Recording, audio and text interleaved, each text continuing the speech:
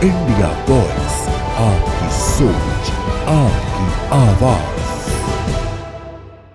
वे प्रगति के पथ पर निरंतर आगे बढ़कर के लोगों के लिए एक प्रेरणा प्रदान करते हैं, जो समय की गति के अनुरूप भी नहीं चल पाते, तो उनकी कालचक्र में दुर्गति भी तय है। और याद करना कि यह हम पर निर्भर करता है कि हमें प्रगति करनी है या दुर्गति की मार सह करके गुमनाम जीवन को व्यतीत करना है। ये हम पर निर्भर करता है।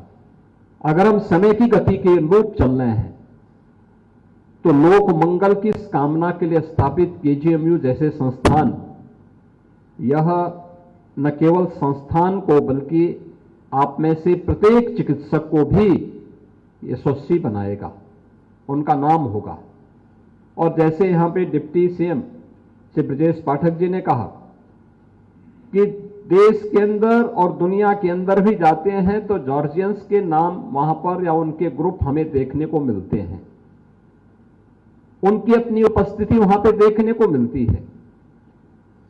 और 120 वर्ष की यात्रा सामान्य यात्रा नहीं है। प्रत्येक ने अपने अपने क्षेत्र में कुछ नया किया होगा और कुछ नया कर भी रहा है। हम लोग लखनऊ में देखते हैं, प्रदेश के अंदर भी और देश के अंदर भी हम लोग इस बात को देखते हैं कि क्या स्थिति है पेशेंट की। और लखनऊ में भी मैं इस बात को अनुभव करता हूं, क्योंकि प्रदेश भर के पेशेंट आते हैं, अन्य अगल बगल के राज्यों के भी और नेपाल जैसे देशों से भी बहुत सारे पेशेंट जब लखनऊ में आते हैं तो उनकी प्रायोरिटी बनती है कि हमें केजीएमयू या एसजीपीजीआई में कोई बेड मिल जाए, उपचार की सुविधा प्राप्त हो जाए।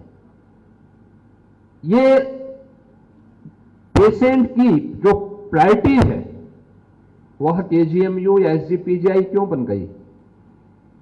क्योंकि उसे विश्वास है कि वह जाएगा तो उसे उपचार मिलेगा, वह जाएगा तो स्वस्थ होकर के वापस जाएगा। न्यू कार्डियोलॉजी विंग में भी हम लोगों ने वहां पे देखा, कुछ पेशेंट भर्ती थे, उनसे मेरी बातचीत हो रही थी।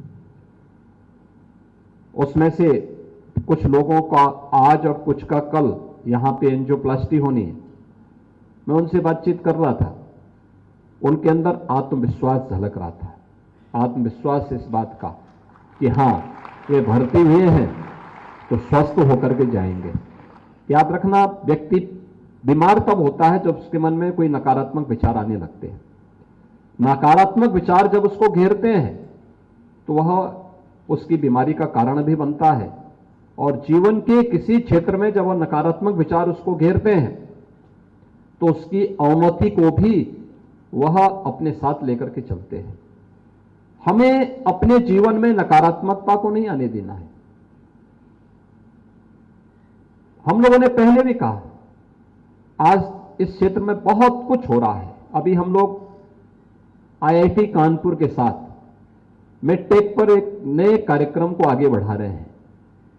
आप सोच रहे होंगे आईआईटी कानपुर, यहां से टेक्नोक्रेट निकलेंगे, लेकिन नहीं, अब वह मेडिकल टेक्नोलॉजी में भी अपने एक नए सेंटर ऑफ एक्सीलेंस को लेकर के आगे बढ़ रहा है। और उस सेंटर ऑफ एक्सीलेंस के साथ हम लोगों का प्रयास है कि लखनऊ से केजीएमयू और एसजीपीजीआई उसके साथ जुड़े।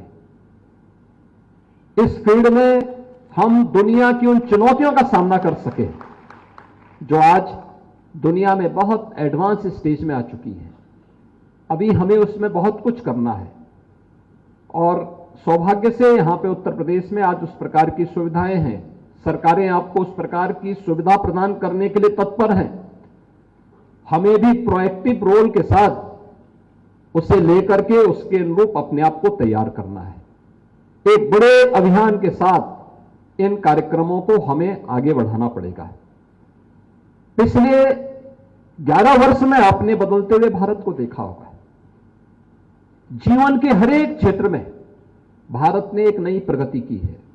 भारत की प्रगति पूरी दुनिया के अंदर सराही जा रही है। भारत की आर्थिक क्षेत्र में प्रगति दुनिया को आकर्षित कर रही है। याद करिए 11वीं अर्थव्यवस्था से भारत का चौथी अर्थव्यवस्था के रूप में स्थापित होना, एम्स जैसे संस्थान जो देश के अंदर अपने आप में स्वास्थ्य के एक बेहतरीन केंद्र के रूप में माने जाते थे। आजादी के बाद से लेकर के जब पहला एम्स स्थापित हुआ होगा तब से लेकर के 2004 तक 1998-99 तक केवल एक एम्स था। सर्वदेव अटल बिहारी वाजपेयी जी के समय में 6 नए एम्स स्थापित हुए थे और अब उनकी संख्या पिछले 11 वर्ष में बढ़ करके 2014 से लेकर के 2025 के बीच में जब हम एम्स की संख्या देश भर में देखते हैं तो 23 एम्स आज के दिन पर देश के अंदर चिकित्सा स्वास्थ्य के क्षेत्र में बेहतरीन प्रदर्शन करते हुए अपने आप को स्थापित कर रहे हैं। एम्स की अपनी पहचान क्या है? वहां पे केवल स्वास्थ्य के ही वे केंद्र नहीं है, वे केवल उच्च चिकित्सा शिक्षा के ही केंद्र नहीं है, उन्होंने शोध और विकास को भी अपने साथ समानांतर रूप से एक नई गति दी है और यही उसकी एक नई पहचान बनी है। केजीएमयू ने उस दिशा में एक नई प्रोग्रेस की है, एक नए कदम बढ़ाए हैं। केजीएमयू के साथ ऐसे बहुत सारी उपलब्धियां जुड़ी हुई हैं जो पिछले 120 वर्षों के आपके इतिहास को गौरवमयी बनाता है और प्रदेश सरकार ने भी आदरणीय प्रधानमंत्री जी के नेतृत्व में आज प्रदेश के अंदर इस दिशा में जो तैयारी की, डबल इंजन की सरकार उस दिशा में तेजी के साथ कार्य कर रही है। आज हमारे सामने हम लोग जब आए थे, हमारे पास गवर्नमेंट मेडिकल कॉलेजेस की संख्या बहुत कम थी, बहुत सीमित संख्या में थी।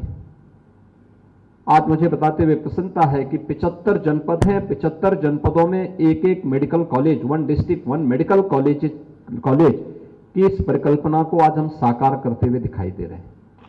अगर जनपद स्तर पर लोगों को यह सुविधा उपलब्ध होती है तो ये मान करके चलिए कि जो भीड़ केजीएमयू में दिखाई देती है, ये भीड़ जनपद स्तर पर उसकी स्क्रीनिंग होगी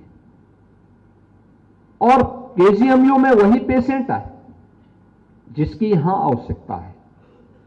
अन्यथा जनपद स्तर पर वहां के डिस्ट्रिक्ट हॉस्पिटल में, वहां के मेडिकल कॉलेजेस में उन्हें बेहतरीन सुविधा उपलब्ध हो। गत वर्ष उत्तर प्रदेश में 17 मेडिकल कॉलेजेस में यूजी के नए एडमिशन हुए हैं।